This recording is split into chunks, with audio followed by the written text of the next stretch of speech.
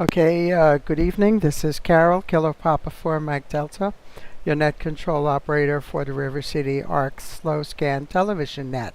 This net serves for training and practice in image transmission modes and meets Wednesday nights at 9 p.m. Pacific Time on the N6NA repeater on 441.30 megahertz in Sacramento, California, and also on our YouTube channel. River City ARC's members and all licensed radio amateurs are welcome to participate. If you wish to join the net or need to make a call at any time, please announce your call sign between transmissions and net control will acknowledge you.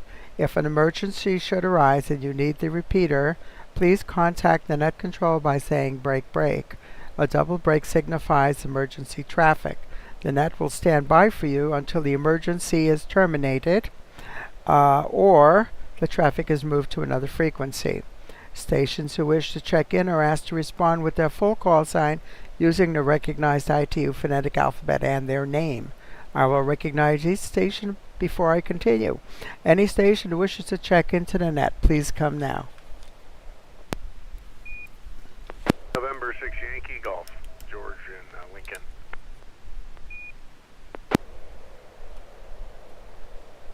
November 6 Papa Golf, Quebec, Bob in Northwest Roseville.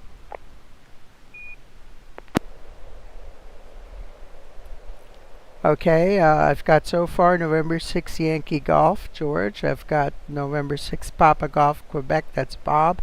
Anybody else?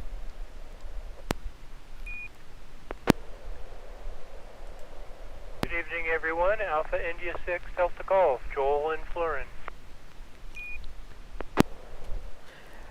Very good. Very good. I've got Joel, Alpha India 6 Delta Golf, and Florin. Anyone else? November 6 Hotel Alpha, Bill and Roseville. Very good. November 6 Hotel Alpha. Got you, Bill. Anybody else?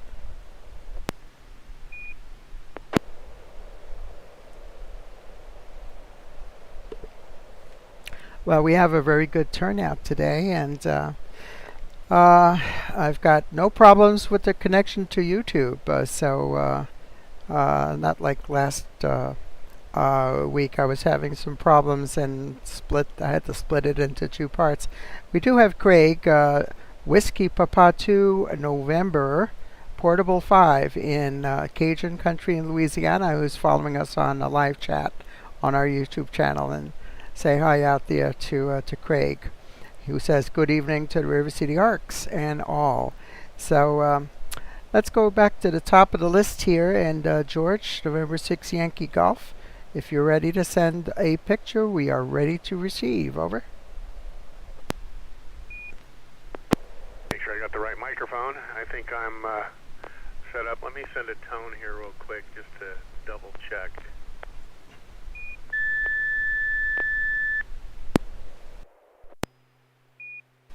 Yeah, that worked.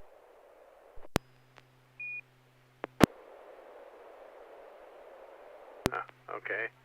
I have to remember why I have no template showing. Give me a second here. I have a template on this picture. Show a template. No, it is not. Hold on a second. Just give me a quick.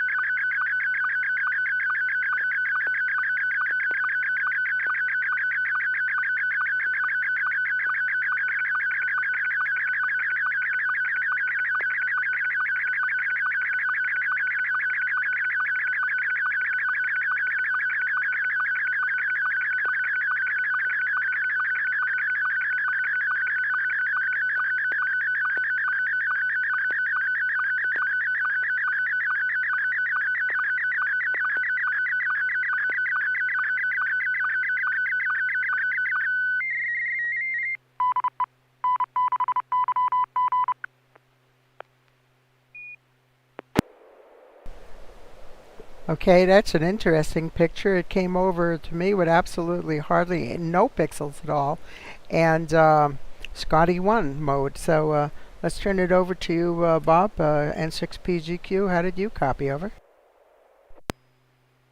Well, I agree with you. There are absolutely no pixel pops. The black call N6YG and SSTV are completely free of pops, and you can't see any in the pictures either.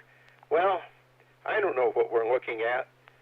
We've got a PL259 on the right two images, and it probably is the same thing from a different angle. Looks like it's in the back of a cap of some kind. I don't know what it is. We'll have to let George tell us in 6PGQ.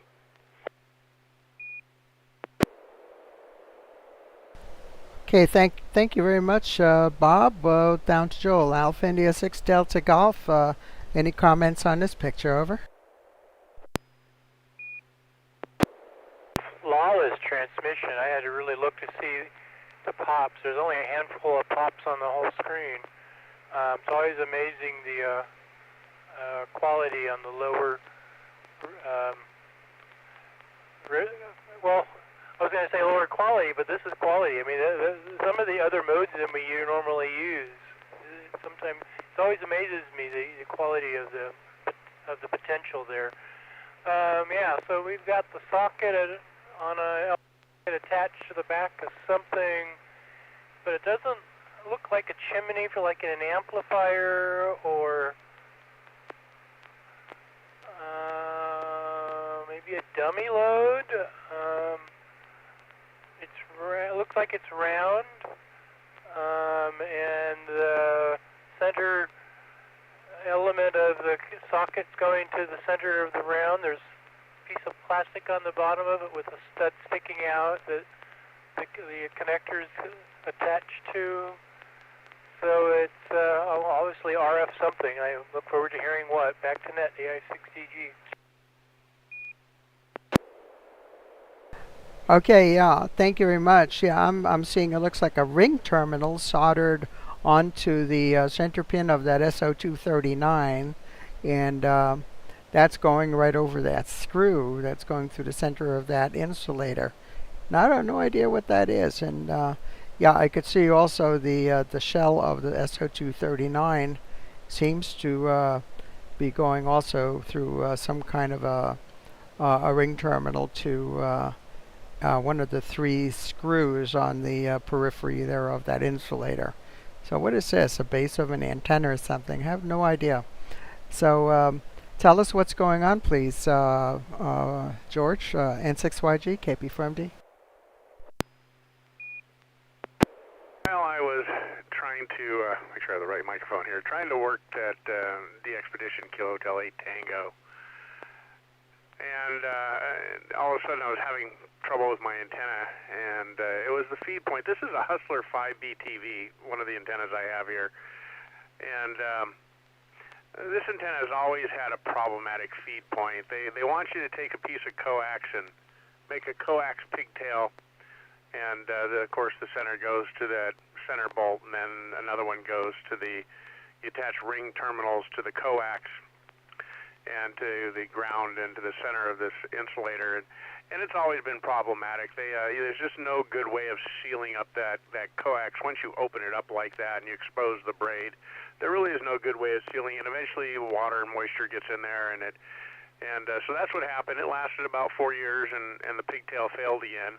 And I kept telling myself I was going to buy the DX Engineering has a direct coax, direct feed point feed for this, made out of an SO239, and basically they took some stainless steel and folded it over and punched a hole in it, put an SO239 in it, and then they run a 12 gauge wire to the center conductor, the center, and they want $50 for that thing, and I just, oh God, I can't get myself to spend $50 on that. So I was sitting there thinking, how can I do this cheaply? And I have several of these antennas on the ground. I pick up parts at Hamfest, and I was looking at it, and it dawned on me I can use 12 gauge ring terminals and make my own bracket. So that's what I did. The ground is a 12 gauge ring terminal going to like a 1032 screw, I think it is. And I opened up the ring terminal and I slid it over the SO239. I put it in a vise and I cranked down and flattened out the ring terminal on it, and slid a ring terminal over the center conductor. Reset. Lined them all up and tack soldered them in place. Pulled it off and sweat soldered those connections in place and bolted it back up, and it's been working flawlessly. So that's my. Everything was out of the junk box. The only thing that was a little difficult to find was the standoff, because I wanted that SO239 level. And so I found a nickel-plated brass tube, just the right size, and it slid right over the screw. It was perfect. So that's what's in between the ring terminal and the base of the insulator there. So that's my homemade, cheap, direct feed for the Hustler 5B TV. Saved myself $50. Well, congratulations! It's on your ingenuity and a very neatly done job there. Do we have any other comments on this?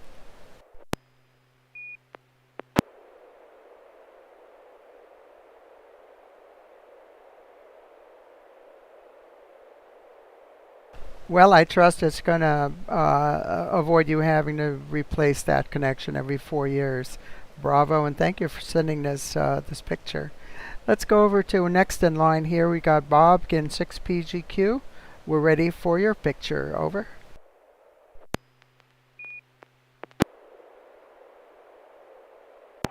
Okay, well, this will be PD120 N6PGQ.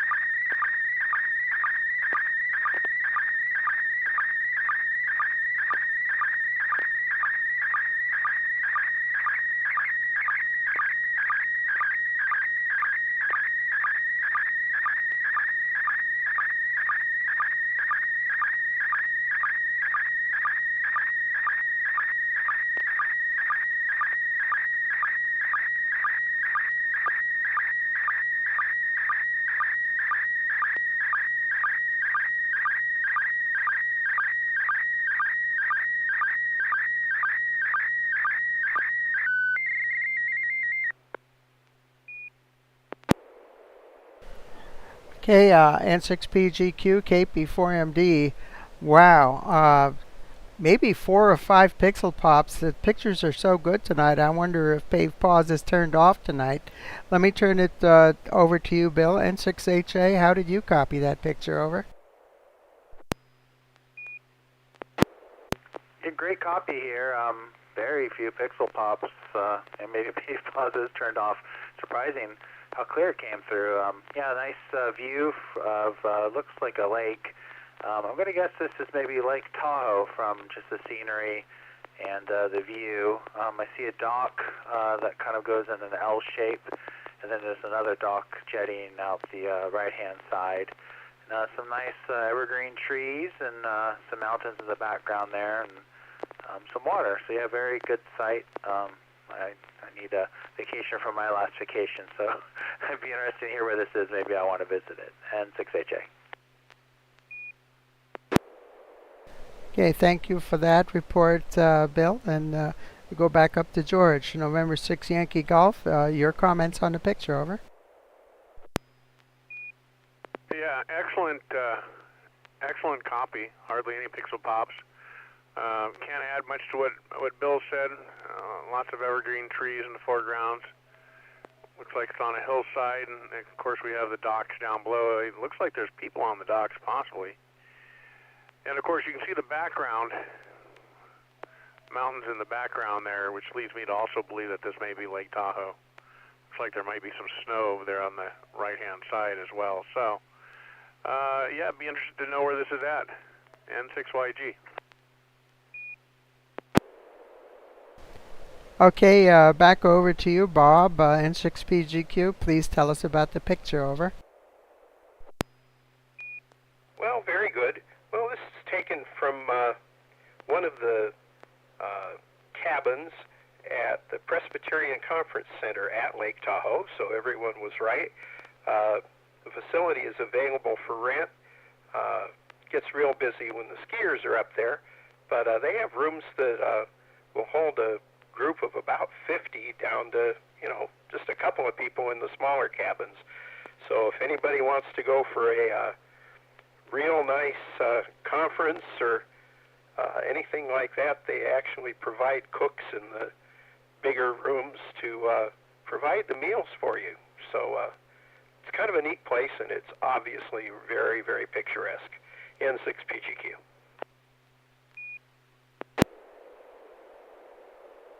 Yeah, thanks for sharing this excellent picture.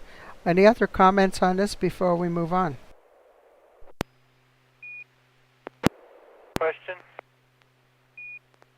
Yeah, go ahead.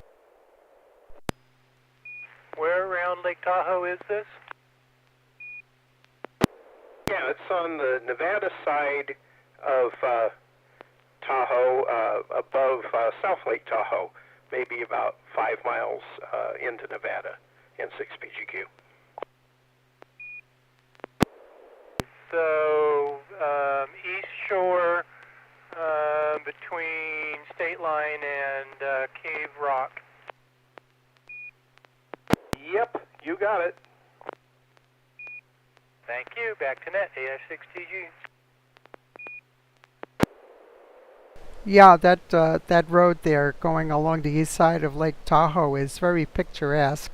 I did drive that once when my sister and brother-in-law were visiting from New York, and we went up to Reno first to the circus. Brought our dad up there, and then we drove down along the east side on that really scenic road that goes along the east shore of Lake Tahoe. Beautiful, beautiful scenery from there. Thank you so much for sharing this. Let's go down the list to see the next person. I have number 3 is Joel, AI6DG. Do you have a picture for us? Please go ahead, over.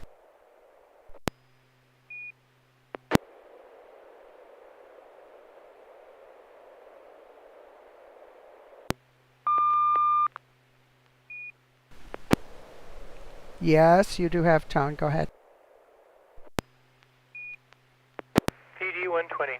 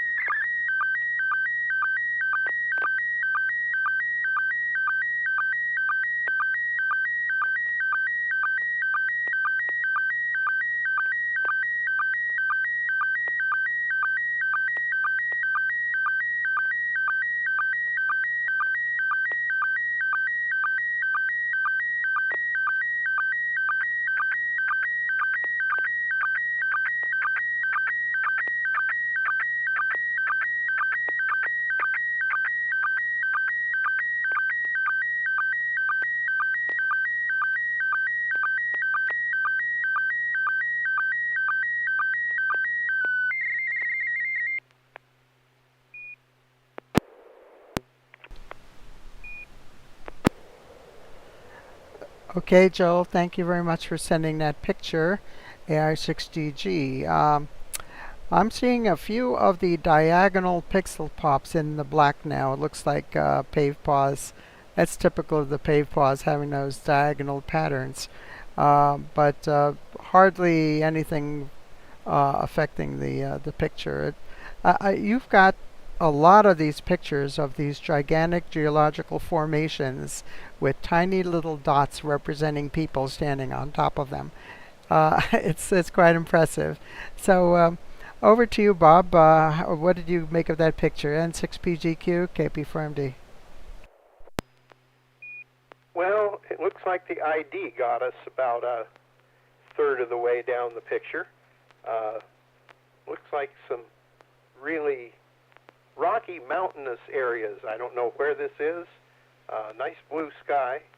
I don't know. It could be, I don't know, someplace like Devil's Postpile or someplace like that. Only it doesn't look like those kind of formations. I'd be interested to know. Quality's good.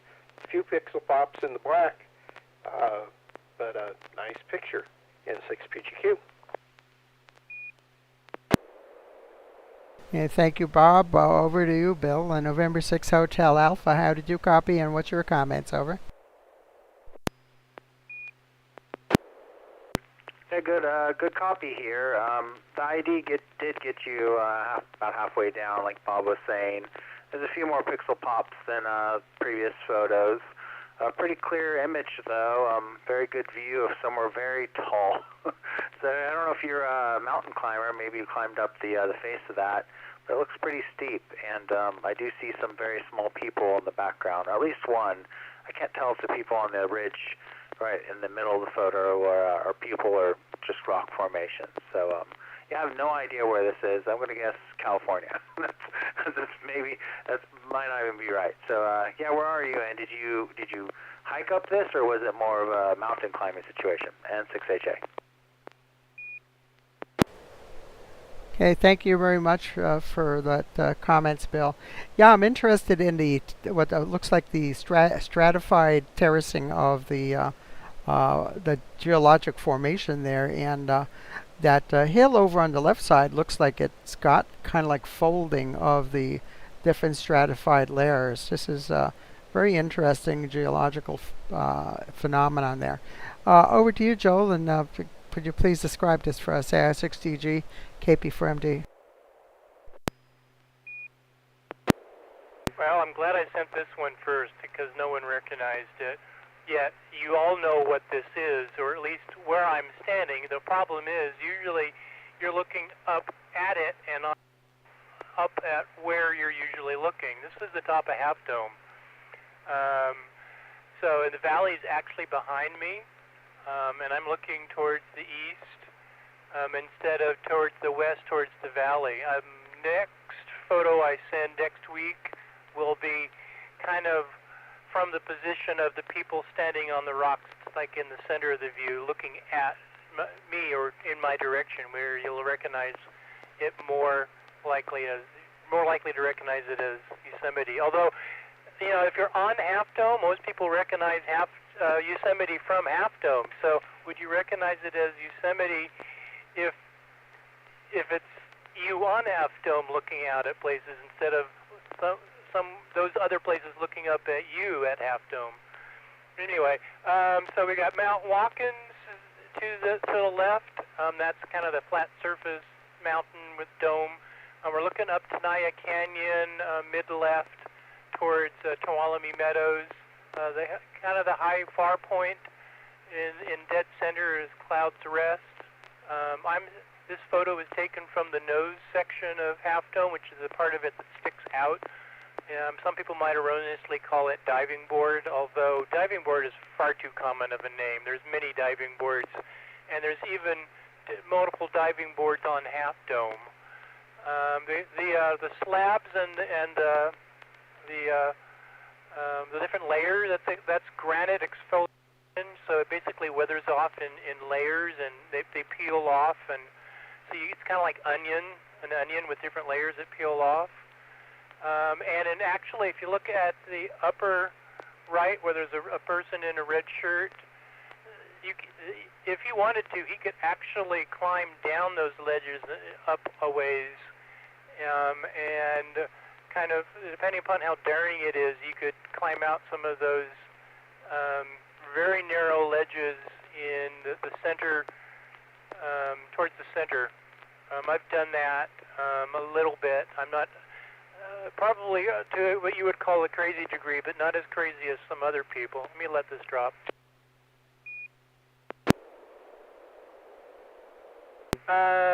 So all of this is best viewed full screen. So use a little magnifying glass and then maximize the window. This is whatever you're looking at, even however good it is, it's very disappointing compared to the original image. For these slow scan nets, I'm always battling the resolution. I'd love to send this out at full resolution, but it'd just be way too huge and large. 640 by 480 or whatever the resolution is does not do any of my photos justice. The other thing I'm battling is aspect ratio. So almost everything I send is going to have black bars on the top and the bottom. It's just very disappointing sometimes that you can't get the full effect. And back to net, yeah, 6DG. Comment. Yeah, go ahead, George. Yeah, I wholeheartedly agree, Joel. It's they need to modernize SSTV with some new aspect ratios and maybe a bit higher quality. They do that on the digital versions, but the analog, we're all pretty much stuck with 4:3. So almost all my pictures come out letterboxed one way or another as well. Either that or I have to permanently set my phone to take pictures in 4:3 format. Anyhow, N6YG. Okay, any other comments before we move on? Hey, good evening, everyone. This is Jay, November 6 Sierra Alpha Charlie. I've been eavesdropping in, and I got my software working, so I've been able to look at the last couple of pictures, which is really exciting, and glad to see there's other photographers out there. I'll be working on getting some images that I can use to transmit next time I decide to join the slow scan TV. So I've been enjoying it. Keep up the good work, N6SAC. And comment for me. Yeah, go ahead, comment. The point came up about how I got up there. If you're familiar with Half Dome, you would have seen photos of the cables. Basically, they've drilled some holes in one side of Half Dome and put some posts in it, and they've got cables strung across these posts in the rock and 2x4s strung across the posts so that you can basically drag yourself up. And that's probably, the top of those cables are probably 100 feet behind the people that are standing up on top, that you see silhouetted against the sky on the upper right. So this is very close to where the cables are. So basically, you start in the valley and you work your way all the way around to the back side of Half Dome and go up the far side actually from the valley. That's why even though you're in the valley looking straight up at it, you still got a 9-mile hike to get there. Back to net, AI6DG. Well, thank you very much for that, Joel. And we do have on live chat on YouTube, Craig out in Louisiana says, at my age, I'd rather be at sea level. And I kind of agree with that. I don't feel like the mountain goat that we used to be when we were much younger. And welcome to the net here, Jay. And we'll put you on the list here to see if you'll be coming on after Bill. It's Bill's turn.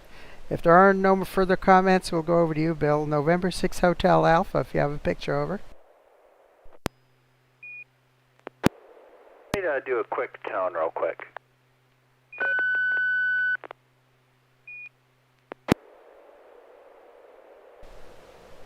Yep, it was nice and clear. Go ahead.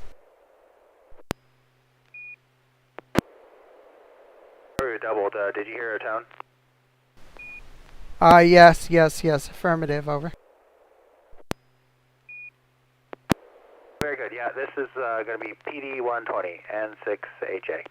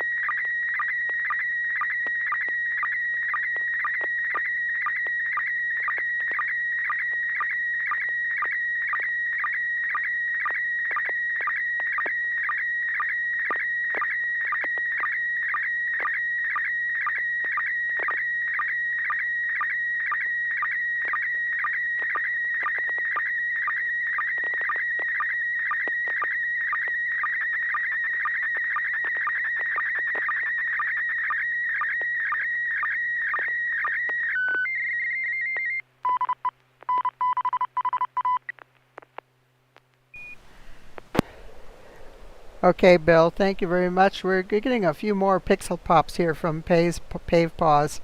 I think those Mouseketeer ears kind of give away where this picture was taken. Uh, let's see, who's supposed to... we'll go back up to... I'll tell you what, Jay, are you receiving this, and what did you see, and how did you receive it? November 6th, Sierra Alpha Charlie. Go ahead, over. Yeah, thanks. Let me turn that volume down. There we go. Yeah, it came through just fine. The pixel pops I hear you guys talking about are, I guess, are the little extra dots that are showing up that don't match what it's showing there. But it's clearly you're walking down Main Street Disneyland on the entrance to Tomorrowland. I practically grew up there, so it's the happiest place on earth. Over.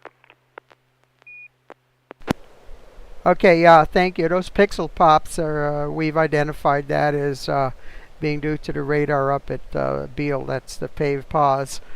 And you'll hear it as some crackling on the audio of the repeater. But very good. Thank you for your report on that. And we'll go back up to George, N6YG. How did you receive that? Over. Yeah, I agree. A few more pixel pops in the last couple images, probably lower power output, and further away from the repeater.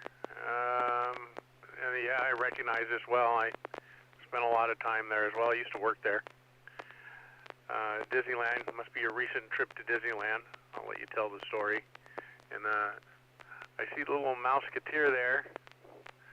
A little young to remember it, but I hope you guys had fun. N6YG. Okay, back to you, Bill. And can you explain where you got this, where you took this picture, and anything else about it? Over. Yeah, it's very obvious. It's at Disneyland. It's my daughter's first trip to Disneyland. I think it's my wife's millionth trip. She's been there a lot. I haven't been as nearly as many times as she has, but yeah, everyone had a good time. The baby did well. She liked the rides, certain rides. The Astro Orbiters is the one in the foreground or the background there, and she did not like that ride. We ended up having to get off early because she didn't want to ride it. So, but everything else she really enjoyed. Like It's a Small World and Alice in Wonderland. All those rides where it's kind of dark to start and you have to sit through all the loudness and the characters coming at you. She seemed to like those. So yeah, it was a fun time. I did try to bring a radio into Disneyland. I did a cursory Google search about it, and they said, "Oh yeah, it's fine," but I didn't realize I was reading about Disney World, not Disneyland.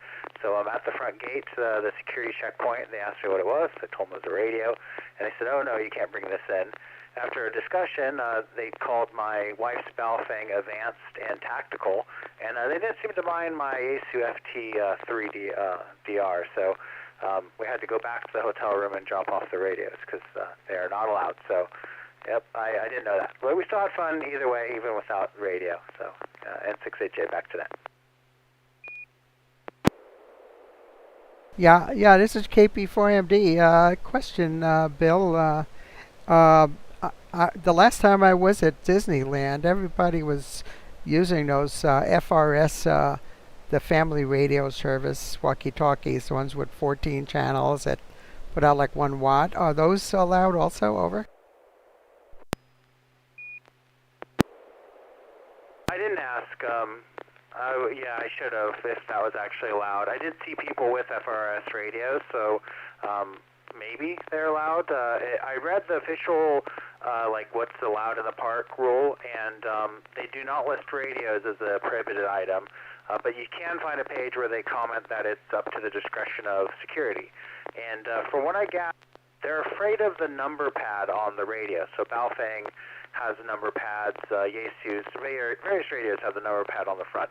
It doesn't seem like they like that. So if you have a radio without a number pad, you might have better luck than me, because my Yaesu FT3 is a touchscreen, and they didn't seem to question as much as the Baofeng, which is tactical and advanced by their standards. Comment. Yeah, okay, go ahead, comment. Yeah, as I had mentioned to you on the phone, I don't know, no, we're messaging, that on January 6th, a lot of the militia types had bow fangs strapped to their chests, and a lot of the militia types have adopted that radio, and so the security personnel are well aware of that. So when they see bow fangs, I think they kind of associate it with unsavory militia types, and I don't think they want them. So I think that's probably what you were dealing with. Comment? Yeah, go ahead, comment. 6PGQ. Oh, I don't know how many years it's been, maybe 40. The Disneyland had an amateur radio group and had their own repeater, and I brought my old Yaesu radio with a touchpad in with me and made contacts when I was wandering through Disneyland, but it's been a long time. N6PGQ.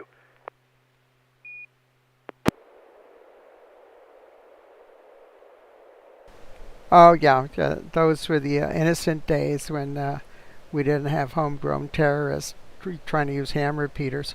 Yeah, that was one of the things I remember the report of January 6th, where they were using those radios on amateur radio repeaters in the D.C. area to coordinate their activities against the Capitol, and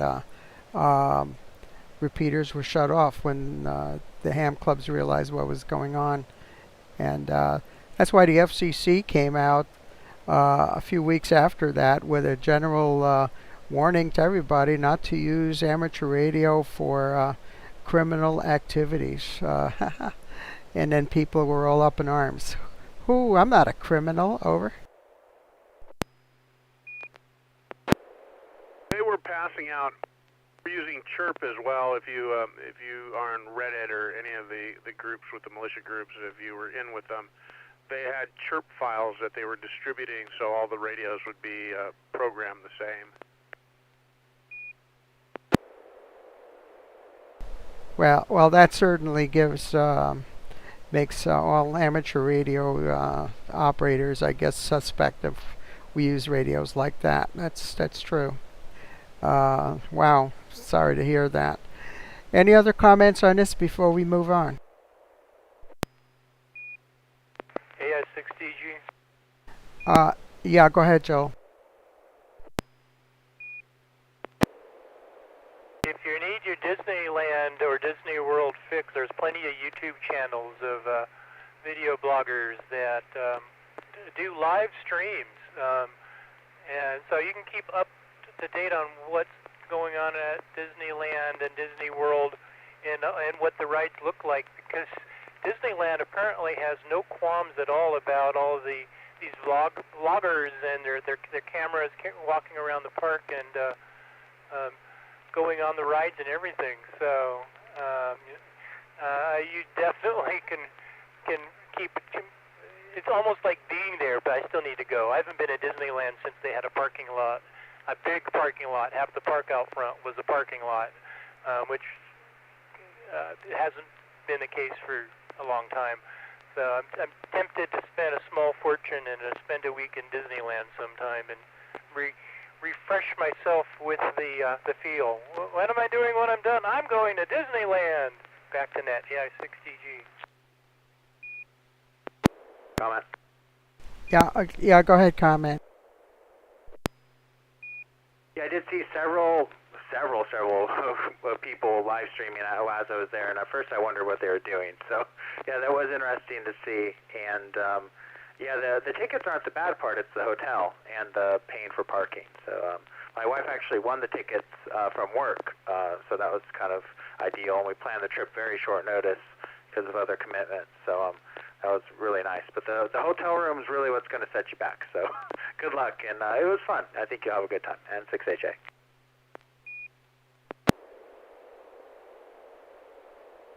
Okay, thank you. Well, that was a lot of discussion about this one picture. Thank you for sharing the picture, Bill.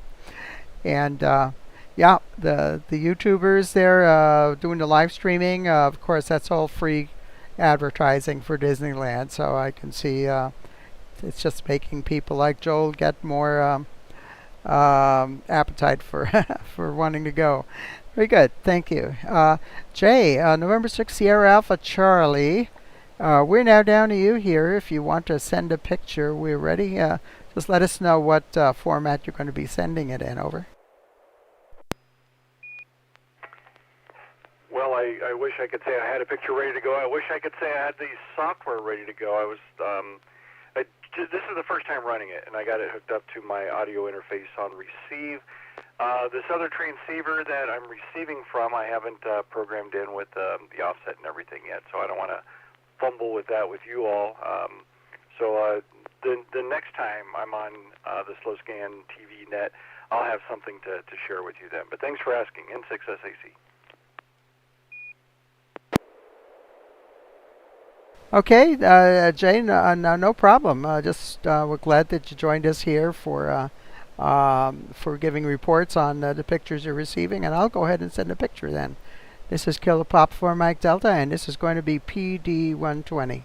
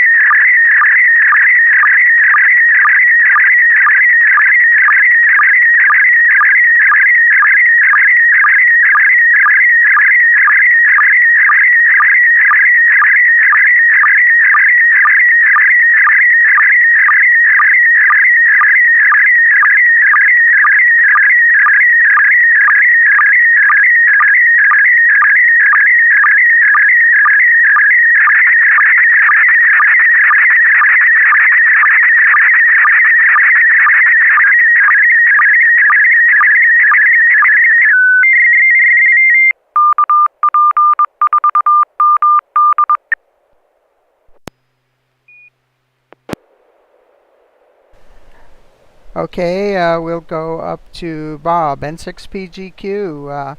How did you copy this and your comments? Over. Well, the copies are very good. We're getting more pixel pops. You can hear them in the audio, and they're increasing as we're going along. I don't know if the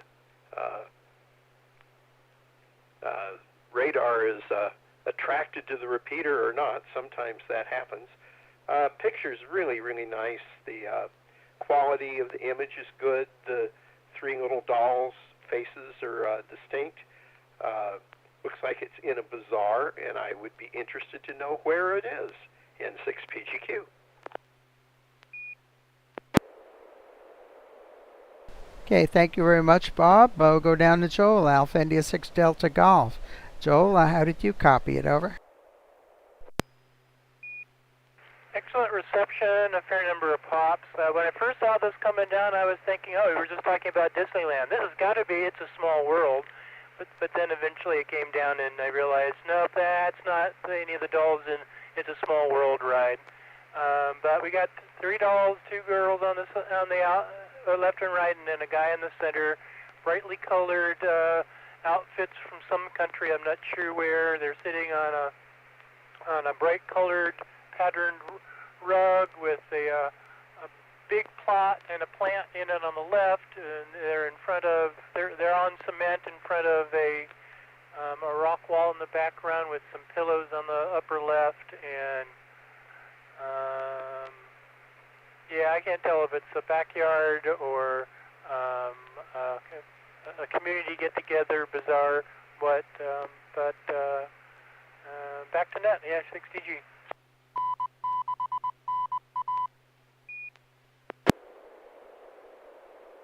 Okay, this is Kilo Papa for Mike Delta. I actually took this picture on Saturday in Royer Park in Roseville.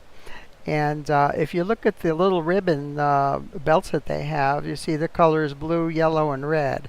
And that'll give it away if you know those are the colors of the flag of Romania. They had the Romanian festival this past Saturday in Royer Park. And this was part of their cultural display. They had quite a few booths with all kinds of crafts and displays of they had really good food there too, Romanian food, and they had some folklore dancers and musicians that actually flew in from Romania for the event. So it was I saw this little group of dolls are made up in their traditional costumes, and it was just absolutely so cute that I had to take this picture and share these bright colors with you all. I really enjoyed my time there. Although I got there early, it started at 12, and it was supposed to go through to about 7 p.m. But I was there just for a couple hours, and already by 2 o'clock it was 99 degrees, and these poor troupe of the Romanian dancers, they were just kicking up a storm, dancing very vivaciously in that heat, and I'm sure they weren't accustomed to it. So I kind of felt sorry for them, but I couldn't stay there any longer than 2 hours before it was just getting a little bit too warm for me. So this was a really great, it's the first time I've been to this event, and I was really, really happy I did go. So I'm going to turn it over to anyone. Any comments or questions about this, KP4MD? N6AJ. Oh, okay. We've got a couple of people. Okay, over to you, George, first. Yeah, I was going to say it looked kind of like it had some gypsy heritage to it. I didn't know that the Romanians had their cultural week this weekend. I know that the Greek church in Roseville had their Greek festival this weekend. I was supposed to go to that. I haven't been able to. Barb and I used to go to the Greek festival up there in Reno every year, and we'd spend a couple days at the hotel and go to the Greek festival. But we haven't been able to do that since I injured my back, and we were supposed to go this year, and that fell through. And then we were going to go to the Greek festival in Roseville on Saturday, but then that fell through. So you'd think between someone in the family we could have gotten it right. Anyways. So I didn't know that they were having this as well. That would have been fun to go to. And yeah, Carol, I was watching the temperature on Saturday and watching it climb. I think it got up to 102, and I'm thinking, well, yeah, we wouldn't have stayed too long. Once it's about 99 outside, I'm done. I'm ready to go home. So, but with the picture, by the way, the picture came over great. I got just a half a dozen pixel pops. Are starting to increase as the evening went on, and yeah, those dolls are really cute. Very, very colorful. N6YG. Yeah, okay, thank you. I did see that the Greek Food Festival was going on there over by North Sunrise, also Saturday and Sunday. This Romanian thing was only the Saturday, though. So I was thinking about going Sunday, but it was to the Greek one, but it was just a little bit too warm for me. N6HA, did you also have a comment? Over. I've done the Romanian festival in the past, and it's a lot of fun. I was surprised how packed it was with people. Even getting food was a long line, but a good turnout when I went in previous years. And I wanted to mention this coming weekend, the Egyptian Festival is happening in Roseville as well on the 14th and the 15th. And they have good food also if you're interested in that. It should be nicer weather too. N6HA. Okay, thank you for that. Yeah, a lot of these cultural things happen when the weather gets a little bit cooler. Hopefully, it will be a little bit cooler next weekend. And thank you for sharing that information about the Egyptian festival coming up this weekend. Also, this weekend on the 14th, there's going to be a ham fest up in Reno, up the Cabela's there by Verde, Nevada. And I've been there in the past several years ago. I'm not sure I'll be going up there again this Saturday, but that's a possibility. Just it's a nice little drive, and it's usually a bit cooler up there than it is down here. So thank you very much. Anybody else have any other comments or questions about this?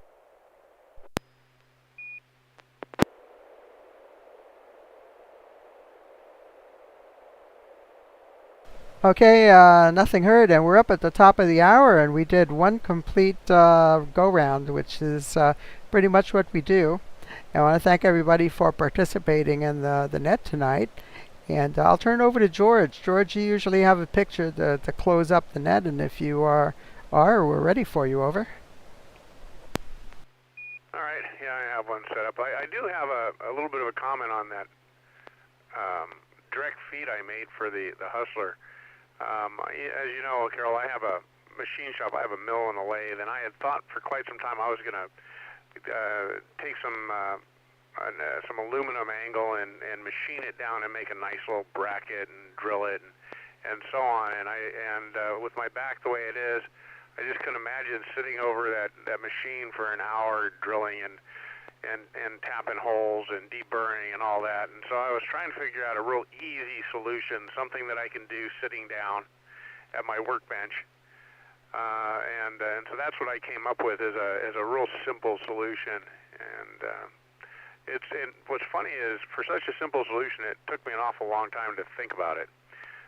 Anyhow, here's the picture, N6YG.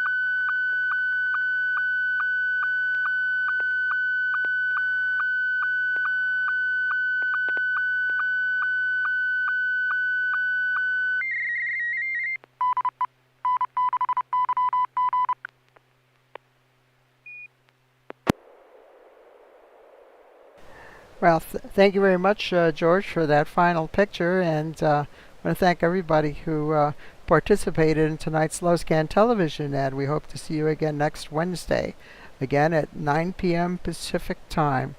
This net is now officially closed at 10 p.m. Pacific Daylight Savings Time.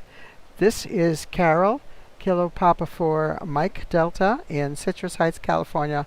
Wishing you all a very good evening and 73.